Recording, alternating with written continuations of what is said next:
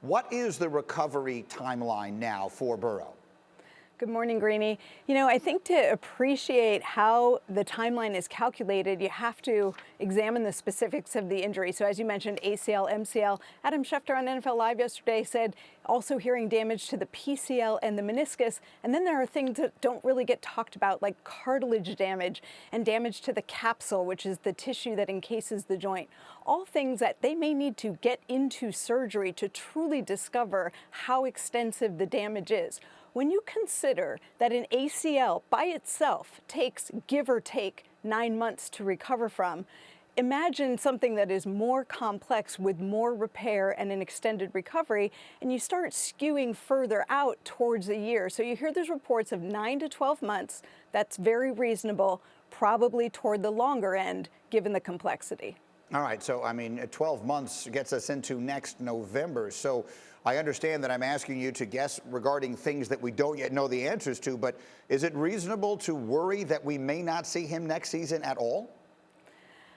I think, as you said, it remains an unknown. I don't know that worry is the term that we should use, because ultimately what you want for this young man is a full recovery to prolong his career. And as you know, these injuries can be very different depending on how the individual heals. If there are little setbacks, you have to scale back the activity. If they're doing well, sometimes the activity gets accelerated. But the bottom line is we'll probably have a better idea as we get closer to the start of the season. But at this point, I think it's reasonable to hope that we do see him next year.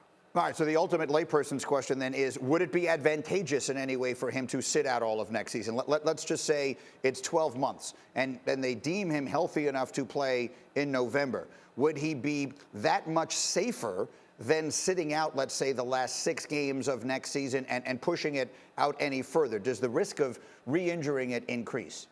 This is a really good question, and it's certainly not one that you can answer right now. And here's how you decide. We talk about medical timelines in terms of clearance to return. So players will often get the clearance of, okay, it's safe to go back to football activity. There are no restrictions on you now, perhaps wearing a brace, but still, ultimately, you can return to all activity. But that doesn't necessarily mean you're ready to compete in a sport at the professional level. There's a lot of functional evaluation once a player gets to that level to determine, can they be safe on the field? Can they protect themselves? Can they move the way they need to function at the position? And if you go back to Carson Wentz, for example, who had a multi-ligament knee injury, different than Burrow's, but still a multi-ligament knee injury, he did not start the season on time, in part because it was that football readiness, not because he hadn't been cleared medically to return.